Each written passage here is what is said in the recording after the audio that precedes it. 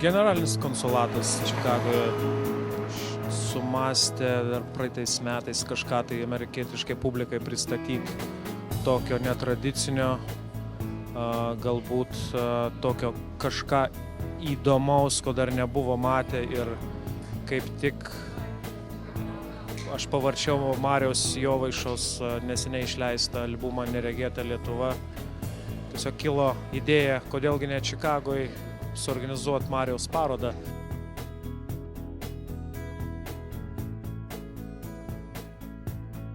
Viskas prasidėjo nuo mano gilios aistros fotografuoti ir filmuoti, kuri atsirado seniai vaikystėj, paskui buvo prapuolus ir dabar jau kokius 6-7 metus vėl truputį po truputį mane užvaldė, vis giliau, vis labiau. Aš pradėjau domėtis, gilintis, filmuoti, fotografuoti, keliauti ir kažką tai daryti, kurti tokio, kad galima būtų parodyti ir kitiems žmonėms, ne tik tai siauram savo draugų ir šeimos ratui.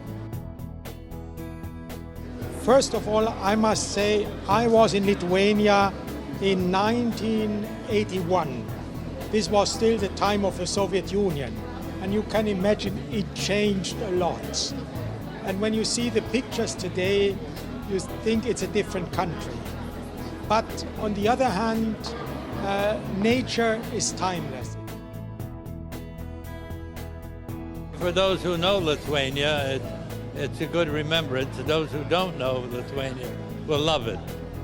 Tradiciškai įsisukia į tam tikrą veiklą, darbus, rutiną ir savaitgaliais ar kitų laisvų laikų irgi neprieina rankos prie tų fotografavimų. Tai daugiau atsidėti ir pasinerti į tą filmavimą, fotografavimą galima išvykus. Matyti dėl to, nors ir Lietuvoje esu daręs nemažai visokiausių fotodarbų, ir portretinių, ir makrofotografijos, ir eksperimentinių, ir kokių tik tai nenori, bet daugiau į kažkokias platesnės koncepcijas išsirutuliojo tie dalykai, kuriuos padariau būdamas užsienyje, keliaudamas ir ypatingai šiek tiek pradėjęs fotografuoti iš įvairių skraidymo aparatų.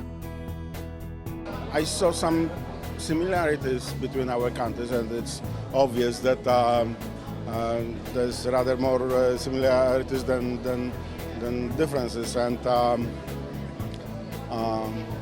you know, we have also many lakes, and those Vilnius, for example, is beautifully photographed, and I'd like to see Vilnius, because it's also some little bit Polish tradition is located over there.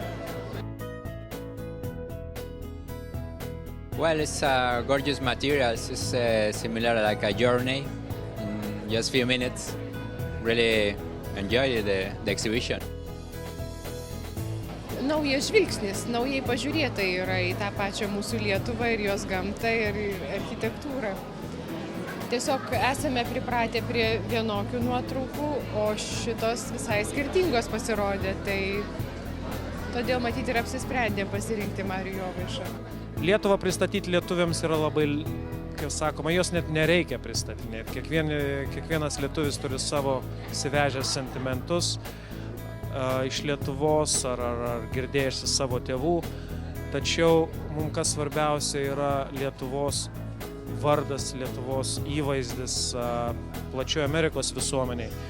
Ir būtent Lietuvos tūkstantmečio šventimo metuose praktiškai visi mūsų renginiai yra pažymėti su Lietuvos tūkstantmečio simboliu. Šitas renginys galbūt labiausiai tiko. Actually reminds me of not one particular country, but a lot of countries. And I think the author did that with some of his photographs, where he compared parts of Lithuania to other countries, to Hawaii, to Namibia, to Sicily, and some other places. And I think Lithuania seems to have some of the best of a lot of countries. The hills, the mountains, water, trees, it just looks really nice. So it doesn't remind me of one country, it reminds me of the best of many countries. Pasirinkome gan, sakyčiau, ambicingą vietą, tai yra viena geriausių, ko gero, Čikagoje galerijų, bendromis Lietuvos generalinio konsulato pastangomis ir fotomenininko Mariaus Jovaišos pastangomis, reiškia, surengėm šitą renginį. Komercinė prasme visos šitos parodos, jos neturi tokio tikslo. Čia nevyksta nei prekyba, nei pardavinėjom, nei pačių tų paveikslų, nei DVD, nei knygų. Daugiau tai yra nukreipta į populiarinimą šito projekto. Manau, kad labai platų ir gerą atgarsį sukuria namuose, Lietuvoje, kiekvieną kartą, kai mes kokią nors naują parodą padarom. Ir tai tikrai nėra veikla nukreipta į kažkokį tai pelną. Daugiau kaip į viešinimą, populiarinimą ir galbūt tam tikrų ryšių užmezgimą, kadangi aš turiu planų tęsti panašią veiklą ir daryti kažką panašaus apie kitas pasaulio valstybės. Manau, kad tai bus reikšminga ir svarbu. 19 years ago, on the same day, Lithuania regained its independence. And now it is back to the family of independent and democratic states. This year is also a very important year for Lithuania as we are celebrating the millennium of Lithuania's name. In 1009, Lithuania was first mentioned in European historical chronicles. Labai gražu, kad Marius simboliškai įteikė, nesimboliškai, bet užrašė, dedikavo knygą Čikagos merui, kuris nėra dar buvęs Lietuvoje, kuris domisi Lietuvą, kuris yra augęs kartu su lietuviais Čikagoje, pakvietė atvykti į Lietuvą ir manyčiau, kad tas greitų laikų turėtų įvykti.